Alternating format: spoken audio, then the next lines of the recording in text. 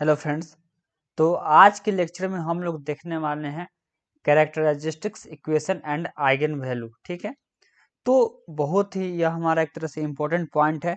देखिए, तो सबसे पहले जो इम्पोर्टेंट पॉइंट जो आता है वो है हमारा यह जो वैलिड है किसके लिए, केवल स्क्वायर मैट्रिक्स के लिए। ये जो टॉपिक आप लोग 10 देख रहे, इससे पहले हम लोग देख चुके हैं type of matrix, adjoint and inverse of matrix, properties of determinant to elementary transformation, matrix multiplication, transpose of matrix.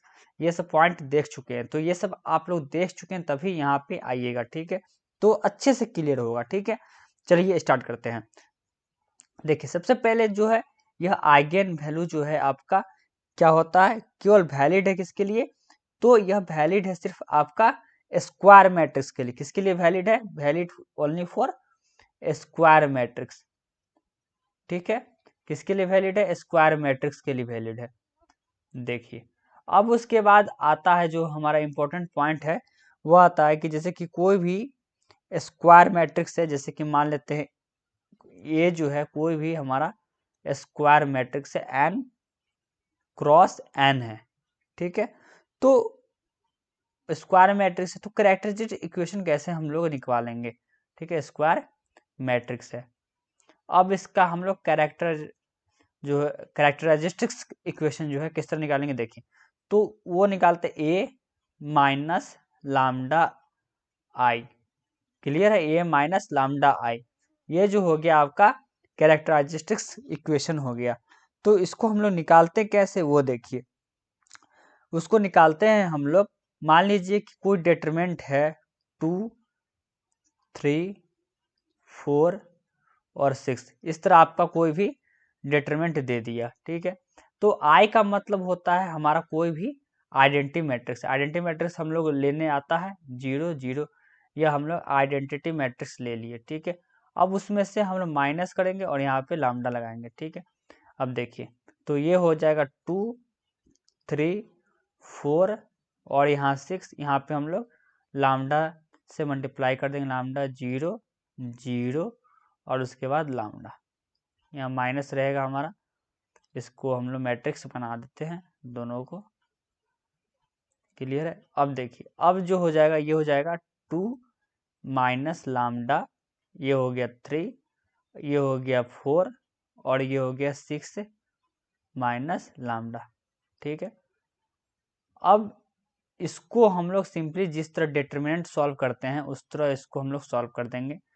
2 minus lambda, उसके बाद 6 माइनस लामडा, फिर उसके बाद जो है -12। अब इसको हम लोग 0 के बराबर कर देंगे। क्लियर है, तो इसको 0 को बराबर करेंगे तो यहाँ से हमारा एक क्वाड्रेटिक इक्वेशन मिल जाएगा। ठीक है, तो यहाँ से हम लोग जो भी लामडा के वैल्यू आती है, जो भी लामडा की वैल्यू यहाँ पे आएगी तो वह हमारी कहलाएगी आइगन वैल्यू। क्या कहलाएगी, आइगन वैल्यू कहलाएगी। क्लियर है, तो वह हमारा जो वैल्यू कहलाएगा आइगन वैल्यू कहलाएगा। तो यहाँ तक क्लियर है, हम लोग समझ गए आइगन वैल्यू किस तरह निकालते हैं। और इसी को हम लोग कहते हैं, इसको आफ्टर सॉल्व कर लेंगे तो इसको हम लोग कैरेक्टरिस्टिक्स इक्वेशन कहते हैं।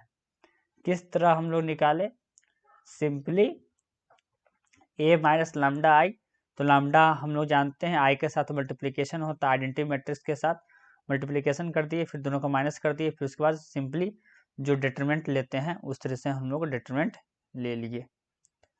ठीक है, तो अब हम लोग देख लेते हैं कुछ आइगन वैल्यू का प्रॉपर्टी। देखिए, तो आइगन वैल्यू का प्रॉपर्टी देखने के लिए सबसे पहले जो है हम लोग देखेंगे, कोई भी हम लोग 2 क्रॉस 2 को सॉल्व करेंगे तो इस तरह हमारा आएगा, इस तरह कोई भी मैट्रिक्स फॉर्म होगा। ठीक है, ट्रेस इनटू लामडा, कोई भी हम लोग 2 क्रॉस 2 मैट्रिक्स को सॉल्व करेंगे तो इस तरह फॉर्मेशन होगा। तो फॉर्मेशन होगा तो यहाँ पे जो वैल्यू जो होगा उसको हम लोग कहते हैं ट्रेस। ठीक है, जो लामडा के साथ जो मल्टीप्लिकेशन होगा उसको कहेंगे ट्रेस। जैसे कि पिछले वाले लेक्चर में मान लीजिए कुछ भी एक एग्जांपल लेंगे तो उसमें हम लोग समझ जाएंगे। देखिए, जैसे कि ये इस तरह आता, लामडा स्क्वायर -5 लामडा -14, ठीक है, इस तरह आ रहा है। तो 5 जो हुआ ट्रेस ऑफ मैट्रिक्स हो गया, क्या हो गया, ट्रेस ऑफ, ये हो गया ट्रेस ऑफ मैट्रिक्स। तो ट्रेस ऑफ मैट्रिक्स हम लोग जानते हैं क्या होता है, जो डायगोनल मैट्रिक्स का जो सम होता है वही कहलाता है ट्रेस ऑफ मैट्रिक्स, ठीक है। और ये जो हो गया आपका 14 जो हो गया आपका 14 जो क्या हो गया, डिटर्मिनेंट हो गया, किसी भी मैट्रिक्स का जो ए मैट्रिक्स है उसका डिटर्मिनेंट हो गया, और ये ट्रेस ऑफ मैट्रिक्स हो गया। जब भी हम लोगों से बोला जाए कि ट्रेस ऑफ मैट्रिक्स निकालिए, तो ट्रेस ऑफ मैट्रिक्स ये हम लोग डायरेक्ट कह देंगे ये ट्रेस ऑफ मैट्रिक्स है। क्लियर है। तो ये हो गया आपका जब भी हम लोग निकालते हैं 2x2 के लिए। अब देखिए कुछ प्रॉपर्टीज देख लेते हैं। मान लीजिए कि कोई भी हमारा जो मैट्रिक्स है ए, क्लियर है, n क्रॉस n है, n क्रॉस n है, तो उसमें जो आइगन वैल्यू जो है, देखिए उसमें जो है आइगन वैल्यू जो होता है हमारा, आइगन वैल्यू जो है लैम्डा होता है, लैम्डा 1, लैम्डा 2 और लैम्डा n तक जाता है। यदि वो 3x3 मैट्रिक्स है तो 3 तक जाएगा, यदि 2 तक है तो 2 तक जाएगा। ये कहाँ कब तक जाएगा, n तक जाएगा। ये हम लोग समझ गए कब तक, कहाँ तक जाएगा, n तक जाएगा। मतलब कि जितना 2x2 है तो 2 आइगन वैल्यू, 3x3 है तो 3 आइगन वैल्यू आ जाएगा। अब देखिए प्रॉपर्टीज, अब हम लोग बात करते हैं प्रॉपर्टीज की। देखिए तो प्रॉपर्टीज में हम लोग सबसे पहले जो है क्या देखेंगे प्रॉपर्टीज में, देखें तो प्रॉपर्टीज में सबसे पहले हम लोग बात कर लेते हैं इसकी, कोई भी आइगन वैल्यू है, कोई भी आइगन वैल्यू है ए टू द पावर के, ठीक है, तो वह कहलाएगा हमारा लैम्डा के, ठीक है। फिर उसके बाद लैम्डा 2k, मतलब कि आइगन वैल्यू का हम लोग यदि मैट्रिक्स के पावर किए तो उसका जो आइगन वैल्यू जो होगा उसके भी पावर हो जाएगा। कहने का मतलब कि कोई मैट्रिक्स दिया, ठीक है, यदि उसके पावर में ए स्क्वायर लगा दिए तो ए का आइगन वैल्यू हमारा लैम्डा आ रहा था, तो उसका भी ए स्क्वायर का भी जो होगा लैम्डा का स्क्वायर आ जाएगा। क्लियर है, हम लोग क्वेश्चन करेंगे तो और भी अच्छे से क्लियर होगा हमारा कंसेप्ट, ठीक है। मान लीजिए कि इसी प्रकार हम लोग पावर किए, तो मान लीजिए कि इसी प्रकार कोई भी आइगन वैल्यू में हम लोग मल्टीप्लाई कर देते हैं, तो सेम उसी प्रकार उसके यदि मैट्रिक्स में मल्टीप्लाई करते हैं उसका आइगन वैल्यू में भी मल्टीप्लाई हो जाएगा, के लैम्डा 1, फिर उसके बाद उसी प्रकार के लैम्डा 2, ठीक है, इस तरह भी वैसा ही हो जाएगा। अब मान लीजिए अब हम लोग 3x3 मैट्रिक्स का बात करते हैं, फिर उसका भी हम लोग ट्रेस ऑफ मैट्रिक्स, फिर उसका भी हर चीज़ निकाल के देखते हैं। देखिए यदि आप लोग निकालिएगा, जैसे कि एक चलिए एग्जांपल ले लेते हैं, जैसे कि हम लोग पहले जानते किस तरह निकालते, ए ट्रिक है ये, ए माइनस लैम्डा आई, तो उसमें डायरेक्ट हम लोग निकाल लेंगे कि कहाँ पे ट्रेस आता है, कहाँ पे क्या होता है, वो देखिए। ये मान लीजिए कुछ भी आप ले, कोई भी ए मैट्रिक्स ले लीजिए, 1 2 3 4 5 6 7 8 9 ऐसे ले लिए, फिर ए माइनस लैम्डा आई तो 1 0 0, फिर उसके बाद 0 1 0, फिर उसके 0 0 1, ये क्लियर है।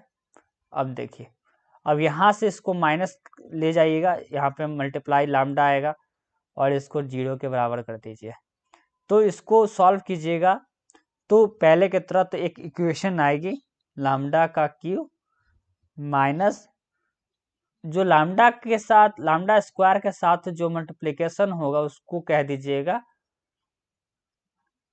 ट्रेस, ठीक है, और जो लैम्डा के साथ होगा वो प्रोडक्ट ऑफ कोफैक्टर होगा, product sum of product of cofactor, ठीक है, किसके साथ, लैम्डा के साथ। फिर यहाँ पे ये हो गया आपका डिटर्मिनेंट, जो लास्ट में बच जाएगा माइनस के साथ वो डिटर्मिनेंट। इसको आप लोग नोट कर लीजिए, बहुत ही इंपॉर्टेंट पॉइंट है, ये शॉर्ट ट्रिक्स में आ जाता है। क्लियर है। तो ये हो गया आपका characteristic equation of eigen value. अब हम लोग जो है हमारा next topic useful concept of eigen value देख लेते हैं। ये जो बहुत ही हमारा इंपॉर्टेंट पॉइंट है, यूजफुल कॉन्सेप्ट क्या है देखिए। इसमें जो है हम लोग जो है कैलकुलेट करते हैं आइगन वैल्यू। क्या करते हैं? कैलकुलेट करते हैं हम लोग आइगन वैल्यू। ठीक है, कैलकुलेट करते हैं आइगन वैल्यू। तो इसमें जो है होगा हमारा, मान लीजिए कि कोई भी सिमेट्रिक है, कोई भी हमारा सिमेट्रिक मैट्रिक्स है, देखिए तो यह जो है हमारा सिमेट्रिक मैट्रिक्स जो है 1 और उसके बाद 3 3 और 2, तो ये हमारा सिमेट्रिक मैट्रिक्स है। तो सिमेट्रिक मैट्रिक्स है तो इसका जो आइगन वैल्यू जो होगा रियल वैल्यू होगा। बहुत ही इंपॉर्टेंट पॉइंट है। हम लोग सिमेट्रिक मैट्रिक्स कैसे पहचाने? तो उसका तो रूल हम लोग पहले ही देख चुके हैं, ए इंटू ए ट्रांसपोज होता है। ठीक है, तो ये सिमेट्रिक मैट्रिक्स है तो उसका जो आइगन वैल्यू जो होगा हमेशा रियल वैल्यू होगा। पहला यूजफुल कॉन्सेप्ट हमारा क्लियर हो गया। मान लीजिए कि सिमेट्रिक मतलब कि आपका जो है सिमेट्रिक होगा तो हमेशा हम लोग समझ के सिमेट्रिक रियल वैल्यू होगा। अब मान लीजिए कि वो स्क्यू सिमेट्रिक है, ये तो सिमेट्रिक है, अब स्क्यू सिमेट्रिक होगा, जैसे कि मान लीजिए कि ये 0 0 और 2 और -2 है। तो हम लोग टाइप ऑफ मैट्रिक्स में बात किए थे कब स्क्यू सिमेट्रिक होता है, कब सिमेट्रिक होता है। तो देखिए, तो इस केस में जो है आपका आइगन वैल्यू जो होगा, आइगन वैल्यू जो होगा आपका 0 होगा, प्योर होगा और 0, प्योरली 0। ठीक है, क्लियर है। तो ये था आपका कुछ शॉर्ट ट्रिक्स जो आप डायरेक्ट एग्जाम में यूज कर सकते हैं। ठीक है, तो उसी प्रकार आपका ऑर्थोगोनल मैट्रिक्स हो सकता है और उसके बाद लोअर ट्रायंगुलर मैट्रिक्स होगा।